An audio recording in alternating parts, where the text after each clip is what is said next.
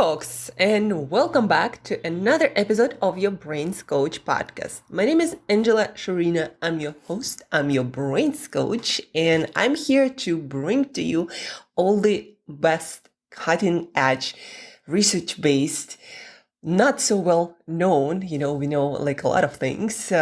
They're there, but not evenly distributed. So it is my job here to bring to you all these available research-based, very effective tools so you could make better decisions, so you could feel better, look better, and do your absolute best, and become much better at shaping and designing your life experience, not with just some, secret and thinking things differently, but actually using strategies that help absolutely everyone to, again, shape and design your, first of all, behavior, and also your thinking, your emotional balance, and then, of course, the outcomes you're going to get in life. Today, folks, I want to share with you something that I learned on Huberman Lab podcast and also a few other books written about goal setting and motivation, written by neuroscientists, written by people who study in the lab, with groups of volunteers,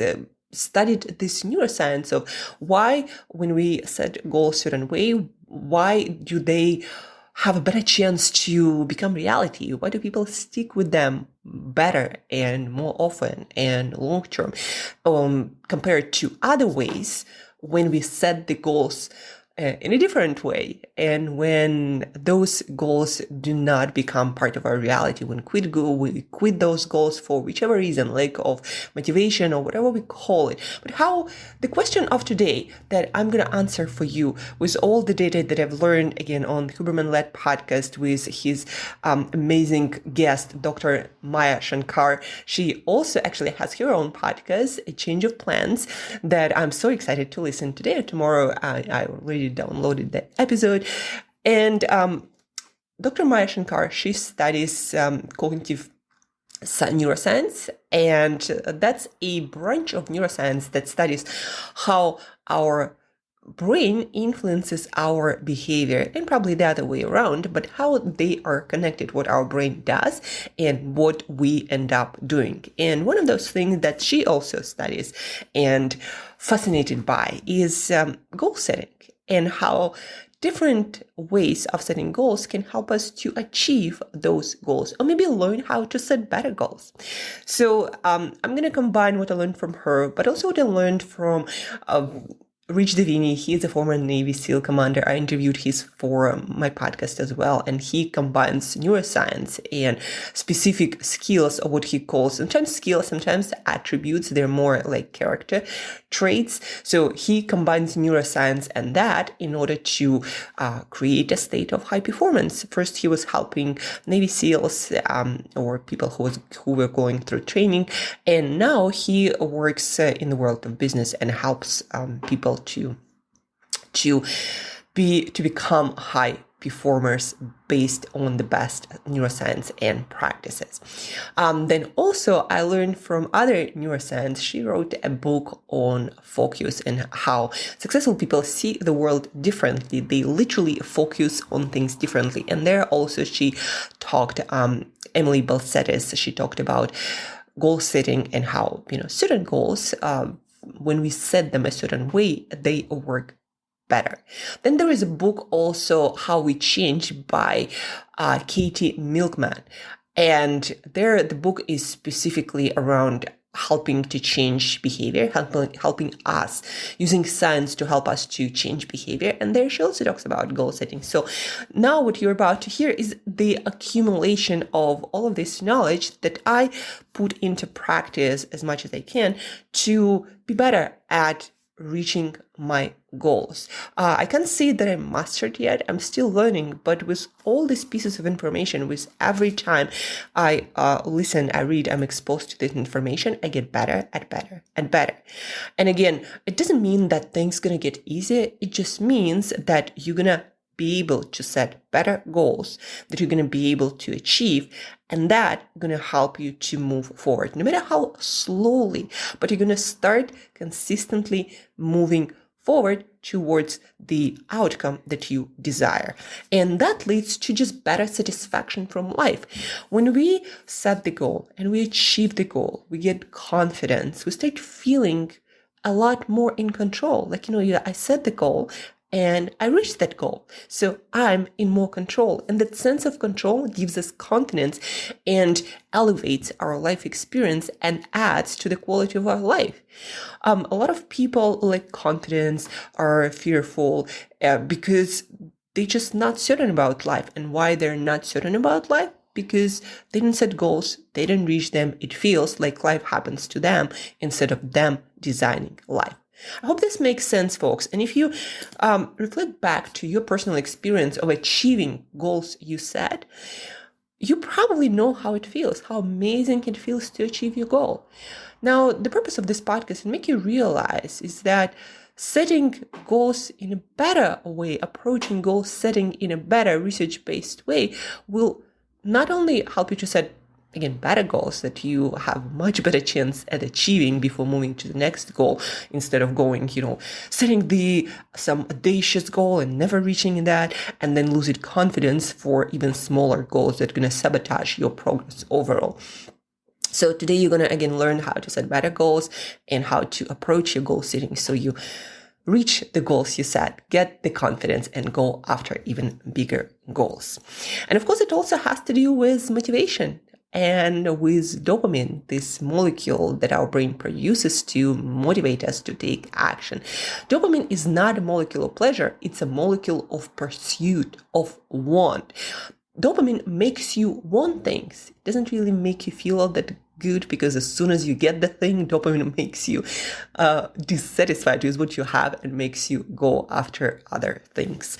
But we're not gonna be talking about specifics of dopamine function on this podcast. We're gonna be talking about practice as usual, a little bit of science and a lot more practice. So how do you set goals to actually have a much better chance to achieve them, to have more motivation to go through hard things, through challenges consistently and keep going, especially long-term goals, right? How do we make ourselves motivated to keep going challenge after challenge after challenge until success? Well, first, that is, if not the most important, then on the top there, like when you set the goals, make sure that you don't set the goals. Well, they say you better talk about approach goals, not, what you shouldn't do. Set the goals that have meaning for you personally, that you can feel in your heart, like this is important, this is meaningful. Having worked as a weight loss coach with so many people, with athletes and with regular folks who just wanted to get into their ideal body weight and stop struggling with it, I can tell you that people who succeed and stay and get the result of body recompositioning, what I call, they lose the fat, they build the muscle, and they stay in that shape. People who succeed and stay that way, they figured out why that goal was important to them on a deeper level.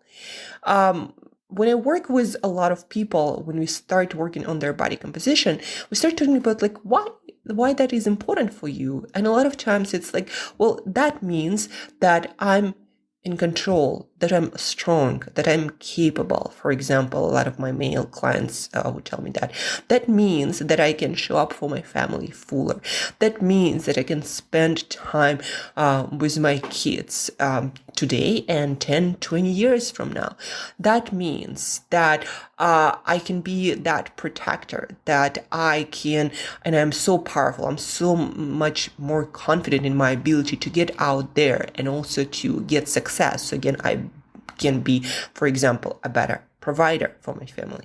So that's one of examples how you make goal more meaningful. And so now weight loss goal, that, fat loss goal isn't about just some number on the scale that a lot of times isn't that meaningful, especially if you go through a lot of experiences and then there is this like family celebration, right? And somebody offers you like a piece of cake, or for some people it's, alcohol, like additional drinks. Now all of a sudden you say no to that, not because you need to hit some number, because this means you are not aligned with your own priorities. For example, one of those priorities being there for your family a couple of decades from now, right? And being there for them to support, to provide, etc. So now it becomes like a part of their internal mission, of their life's mission. And of course, in that case, you will stick with the goal longer, and you're gonna have a lot more that willpower. Even though it's not willpower, it just now your brain understands why that is important, why that weight loss is almost like important, essential for your life goals. I often tell people that one of the biggest reasons why people lose motivation is they never develop that deeper reason for why it's important, and your brain just doesn't understand that this is important. It's like, whatever, 1 piece of cake, 2 pieces of cake, who cares? Like, that number on scale doesn't motivate a lot of people. But when you connect it to a deeper meaning, that starts to stick. And that's when people just keep going and stay on track.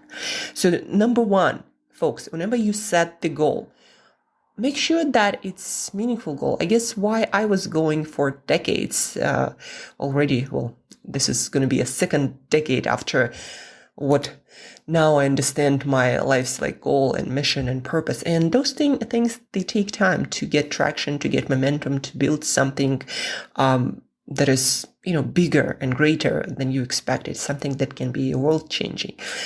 It takes time. Now, why, for example, I keep going after it, even though I experienced quite a few failures, is because I understand why it's important, how it makes my life meaningful. So set the goals that are meaningful to you, folks. And if the goal is, for example, work goal or performance goal, and it's not necessarily set by you, then figure out how you can translate that goal into something that is meaningful for you personally.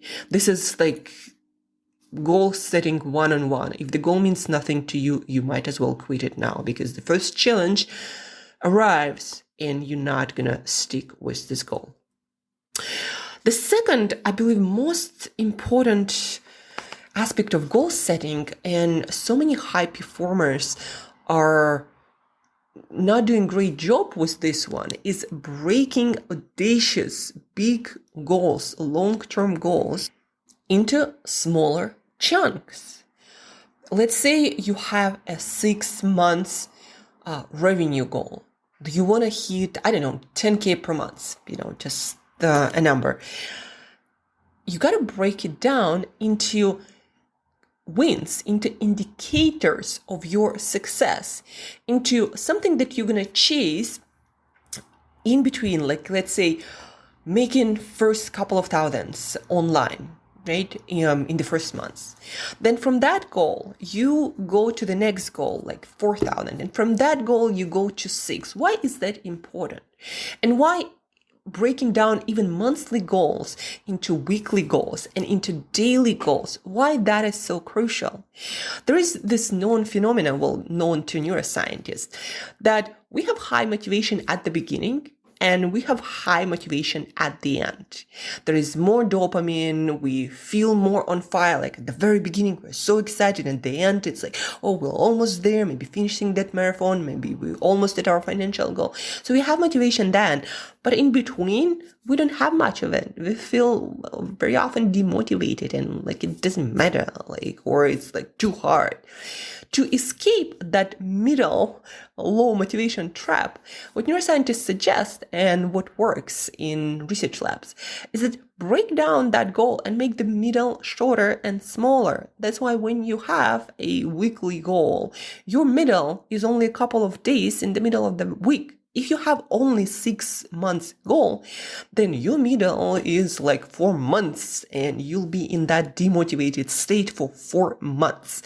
And for most people, it's just not doable. That's why you want to have weekly wins. You want to have daily wins. And not only that, every time you hit a milestone, every time you reach that sub goal, your brain understands the accomplishment, and it releases that dopamine that keeps you motivated, keeps you going longer after your bigger objective. So from one win to another win, from one achievement to another. So the more you break down your longer, bigger goals, the more wins you have a chance to experience, the more motivated you're going to be. And again, you're just avoiding this middle trap. And not only that, folks, it helps you to not be overwhelmed. What I learned also from Rich Davini, this former Navy SEAL commander, he told me that Navy SEALs are often in a situation where nothing is for sure, nothing is certain. You don't even know how long your mission is going to be. You don't know like almost anything. The outcome is so unpredictable. There are so many varieties that can come into play. You're in this state of uncertainty, and you can very often literally focus on only like next few minutes or the next hour, maybe top like the next couple of hours. And you have to figure out how to keep yourself motivated and driven to still take the action to increase your potential for success on that mission. And so the only way, he said, Rich Davini said, the only way a Navy SEAL or anyone can do that in that situation, high unpredictability, is when you only focus on the next thing. And then you accomplish that, you feel motivated, you feel in control, you feel confident, and then that also changes your brain chemistry, that makes you a better thinker, better solution maker, better problem solver, and then you have a much better chance to succeed at the subsequent steps. But breaking it down and focusing only on the next step, that also will help you folks to not feel overwhelmed by the uncertainties, by the challenges, by the lengths of the pursuit. So focus on the next step. It's like, with fitness goal or a weight loss goal or whatever lifestyle goal you have, don't focus, like, for example, you need to lose 50 kilos. Like it's a huge number and it's going to take some time no matter what method you use.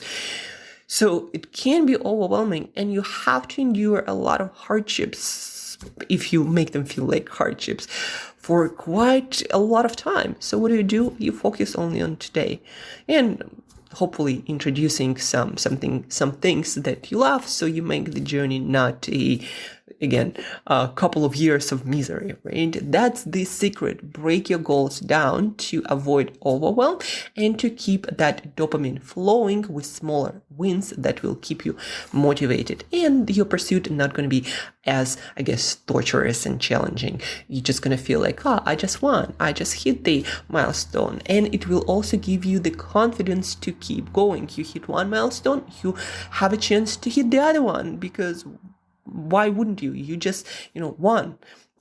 So that's another aspect that, again, especially ambitious people, and I can so relate to that personally.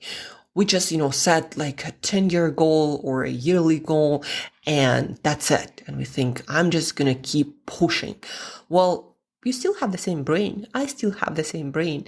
And if your brain registers no wins for like few months, you're going to start feeling demotivated, and nobody knows whether you're going to quit at that point or you're going to keep going.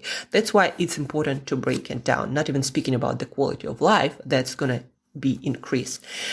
So number 2, again, the first, make your goal meaningful, make it intrinsic. That's another term that people use, that scientists use.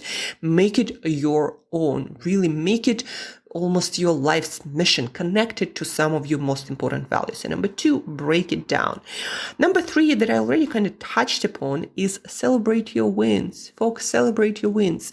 By celebrating your small wins, your smaller milestones, you give your brain a signal that we are on the right track, that we are getting rewards and we are about to get even bigger rewards.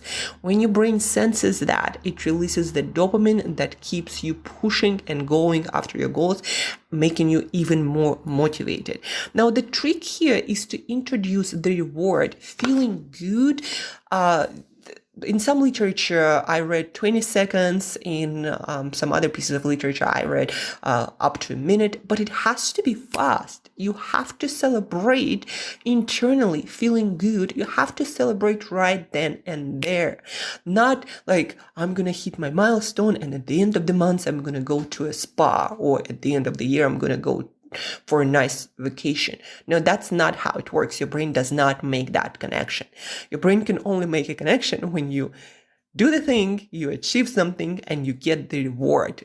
And the reward is intrinsically like feeling good. And yeah, you might, I don't know, make a power move like, oh, I made it, right? You might do a little dance. You might have, I don't know, a piece of chocolate, whatever that is, but you gotta make yourself feel really good at that exact moment when you reach the milestone, not at the end of the week, of the month, of the year. The brain does not make this connection. And when you make yourself feel good, when you celebrate, your brain releases more dopamine, and that wires the behavior that came before that, like a tattoo in your brain. That's the power that you don't understand, folks. You have that power to reinforce, encourage that behavior that led to that win. But the only way you can do that if you celebrate right then and there. So that is a crucial element of goal achieving, right? You set, and why it's important also to break those down, though your goals down. You want to have as many wins as possible to keep yourself going, especially if it's something challenging. You want to get to celebration as often as possible to keep yourself going through challenges. Now, speaking about challenges, another thing that Dr. Maya Shankari talked about on Huberman Lab podcast was introducing Slack, introducing scheduling failure or scheduling delays, or the days when maybe you're not going to show up or things are not going to go great. So scheduling them in your plan, scheduling not hitting your goals in your plan. Maybe if you decided to work out every day, then maybe having few days a month, maybe one day a week when you're like, yeah, I can, have one day a week when I skip it, whether I don't feel like it or it's just a hectic, busy day and I just don't see myself, doing that workout. It's important to introduce those, because then when you actually experience failure or you don't do the behavior you said you're going to do, then it doesn't feel like a failure because you already planned for it. It's a part of your plan. It keeps you on track. And then you're going to feel, well, I'm still on track, so it doesn't matter, right? This failure or me not showing up, it was planned and I'm still on track, and that's gonna keep you motivated. Every time you miss the target, your dopamine levels drop, because it's kind of like a signal, oh, this pursuit might be futile, using the words from Star Trek. That pursuit can be a loss, and I'm just wasting this all energy and time. That's what happens when there is failure, or you don't do what you said you're gonna do. You don't show up for that day. That's what your brain starts like kind of making meaning out of it. And that's when you start feeling demotivated. And that's when you are more likely to quit. Now, to prevent that from happening, Dr. Maya Shankari suggested, based on research, very simple hack. Just schedule your failures or things that might go wrong in advance in your schedule, and then you're not going to feel all that demotivated. A couple of other interesting things that I definitely need to practice more. I already noticed them, that they work, and it's nice to see that they're also research-based, and you can use them too to fortify, to energize, to supercharge your goals even more. So number one, set your goals in the same physiological and psychological state that you're gonna perform actions necessary to achieve those goals. I'm gonna give you an example. If you have a fitness goal and you decided from now on, I'm gonna work out, let's say, every day. I'm gonna do something every day.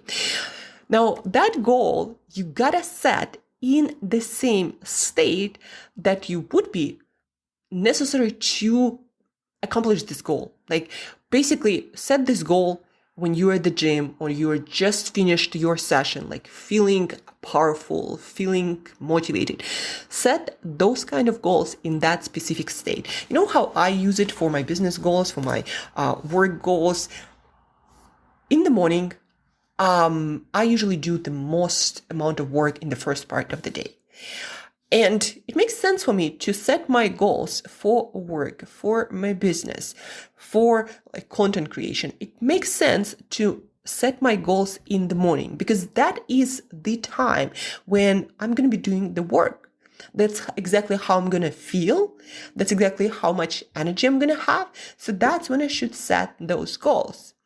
And Dr. Shankar shared that this is going to make it so much easier for you to then perform that goal, to perform the necessary action, and to actually stick with the necessary action to pursue that goal, to achieve that goal. Compare that to if I don't know, at night, and I'm in a completely different physiological and psychological state. I feel different. I have different energy levels. For me, evening is not necessarily the most motivated and inspired time of the day. And so the goals I set there, or aspirations or thoughts I have, are not necessarily the best goals to have for development in my business, in my career. And that's why I learned that, any sorts of planning, any sorts of goal setting, I better do them in the morning because that is the state I want to be in. And plus my mind is so much more clearer. This is the state, this is the time I'm going to be performing the work. I'm going to be feeling that way. And this is the time and the time of the day, the part of the day, and also physiological state that I want to be in to set goals. So try it. I'm definitely noticed that quite some time ago, and I know that evening, not the best time to set the goals. My thinking and my emotional state are just not there. And I just don't even feel, to be honest, like setting my goals in the evening. I feel like I don't want to do much, I kind of want to chill already. I've been up since like 4 a.m. So I need to rest, and then I'm going to set my goals. And don't be surprised that you're going to feel so much different from morning to night. For some people, it's like day and night. For some people, maybe not that pronounced, but still, it's going to be different. And again, you want to set the goal that is in the same state, or you're going to set the goal then and there when you are in the same energy, physiological and psychological, emotional state that you're going to be in when doing the work to pursue this goal. This is number one kind of sub category for helping you to achieve your goals. Number two is started on anything that is first, like first day of the year, first day after your birthday, first day of the month, when you moved to a new country, when you, started relationships, when you started work. So what researchers notice that people stick with their goals or have a much better chance sticking with their goals when they start on the first, that represents a state, a blank slate state. That's what I'm trying to get to.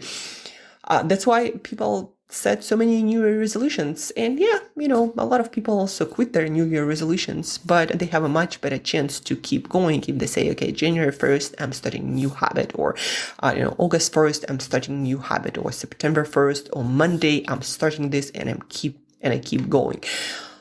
Research-based, when our brain has this point of beginning of clear sheet, of clear slate, you're gonna be able to stick with that goal easier than if you were to just, start it on Wednesday on August, what is it today? August 8th. Unless it is your birthday, and then it is going to make it easier for you to, you're like, oh, this is new year of my life. I'm going to start this new thing today. So starting on first, and setting your goals in the same physiological and psychological state are those add-ons to your goals that you might try out to fortify and supercharge your goals further. But the most essential parts, folks, that will help you the most are the first ones. Number one, set the goal that means internally something emotionally charged, that is meaningful, that is deep, that will help you to stay motivated in facing a lot of challenges and temptations. Number two, make the middle smaller. Break down those goals to keep the dopamine flowing, giving yourself reasons to celebrate, and making the middle again shorter so you don't have the demotivated state that we all go through in the middle. Don't make it too long, otherwise you increase your chances for quitting. So break down your goals and celebrate the wins right then and there. You have like 20-second to a minute window to make the connection in your brain obvious that what you just did led to this win, and you gotta keep going to get to bigger win. Like celebrate then and there.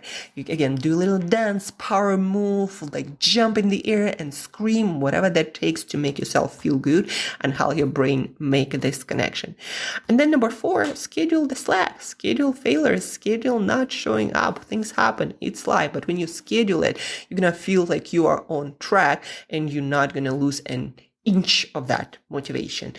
And that's how you set goals based on science. It's not just about smart goals, it's also about your physiological, your psychological state, and aligning your brain chemistry, your dopamine with your ambition, helping your brain to be better at going through challenges that lead to achieving your goals.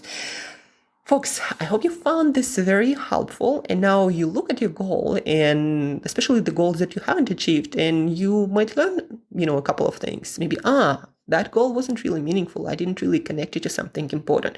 I didn't really break it down, and that's maybe why I lost motivation and I quit.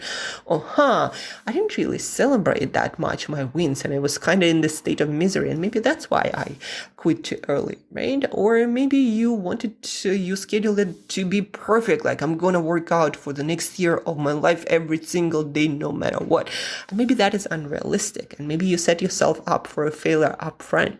So maybe choose a better goal, something more realistic, like maybe still challenging, but a little bit more realistic, and you'll actually achieve that and gonna give yourself confidence to pursue more audacious goals. How about that? So use the science. It works. If you found it useful, again, just share. That's the best thing you can do for me. Do a screenshot, share it on Instagram, on Threads, or whatever. Tag me, Angela Brain Body Coach. And if you have any questions, if you'd like me to help you to go through goal setting process, or perhaps adjust your brain for focus or motivation, or to get into your flow state, or to help you maintain ideal body weight, how do you wire your brain, design your brain to help you do just that? Email me, angela@brainbreakthroughcoach.com, and let's do that. So enjoy the goal setting. Do it better from now on. Share this podcast and have an awesome Tuesday, Wednesday, or whatever that day of the week is for you. Set the right goals, achieve them, feel confident, and become an awesome human being that you were designed to be. Talk to you soon, folks. Thank you for your attention.